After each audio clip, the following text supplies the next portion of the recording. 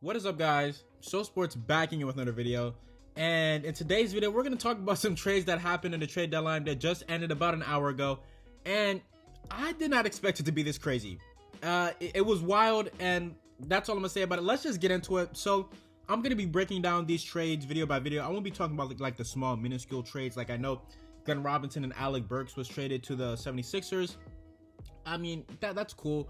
You know, just some rotational guys. I will be talking about the big trades that happened, though. So expect a couple videos to be coming out today, probably 4 or 5-ish today. So in this video right here, we're going to be talking about the D'Angelo Russell trade. So you guys that I know, D'Angelo Russell was traded alongside, I believe, Omari Spellman and Jacob Evans to the Minnesota Timberwolves in exchange for Andrew Wiggins, a top 3 protected 2021 first round pick, and I think a future second. So let's talk about this trade. Let's start off with this trade from the Warriors side. So for the Warriors, you're getting Andrew Wiggins, who it's pretty obvious now he has not lived up to the hype that he had coming out of Kansas. He was referred to as Maple Jordan, I guess. Hasn't even lived up to that close. Was having a pretty good season. Kind of fell off a bit. And I mean, this year he's still cool. 22 points, 5 rebounds, like around 4 assists on 44% shooting. You know, he does have his issues. He has his flaws. He's inconsistent. Sometimes he does not give his all. And I'm interested to see how the Warriors implement him into the system, because Andrew Wiggins is at his best when he has the balls in his hand. Whoa. Okay. Pause. When he has the ball in his hands. Okay. Oh my goodness.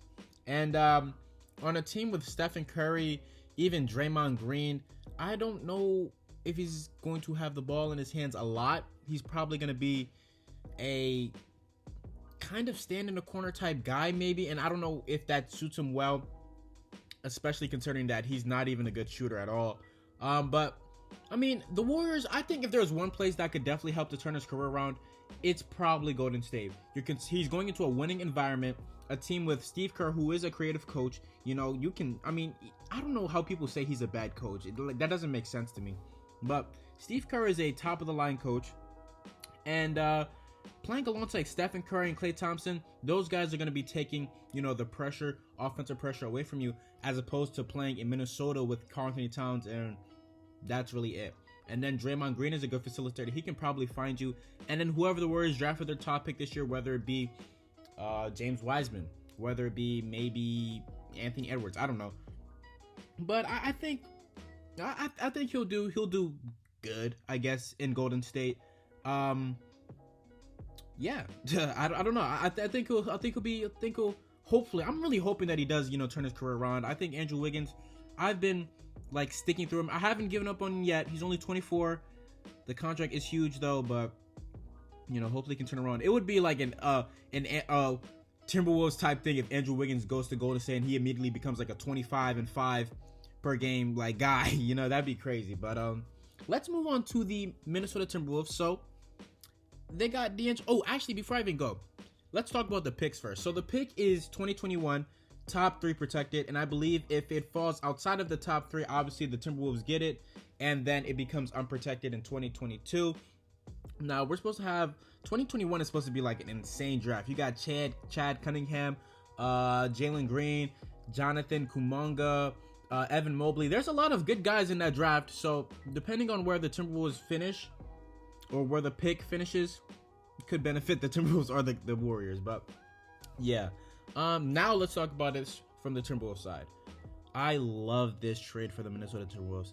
Man, first off, you're getting Karl-Anthony Towns, one of his best friends in the league, in D'Angelo Russell, and who this year is having pretty much a career year, averaging nearly 25 points per game. So now if you're looking at the Minnesota Timberwolves, right, how much is he? I was wrong. He's averaging almost 24 points per game, 6 assists. So let's look at this.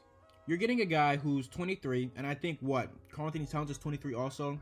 Both of these guys can score 24. I think Russell can definitely get to the 25 point per game range. So you have two guys, not even in their primes yet, averaging about 25. Karl-Anthony Towns is above there. And then if you can surround him with the right pieces, the right defensive pieces, okay, and then you're still going to have your pick this draft. So let's say hypothetically, right? And we already talked about the trade that they did yesterday that, you know, gives them some depth players like a Malik Beasley, like a Juancho Hernan-Gomez, Jared Vanderbilt potentially. So you have D'Angelo Russell, you have Karl-Anthony Towns. Those are your two cornerstone pieces, right? And then you can add some other guys potentially for agency. I don't know how your cap situation is. Actually, they just traded Gorgie Dieng too for James Johnson. So, you know, James Johnson's contract, I believe, is up at the end of this year. Then again, you can, you know, that's more cap. I don't know about defenders like in free agency this year. I know Andre Robertson is defender, but he hasn't played in like 2 years now. So I don't know what's going on with him. Surround Cat and Russell with the right pieces, and this team could definitely look to make the playoffs. You still have Jared Culver, Ryan Saunders. I don't know how he is as a coach. Minnesota fans, you can tell me in the comments.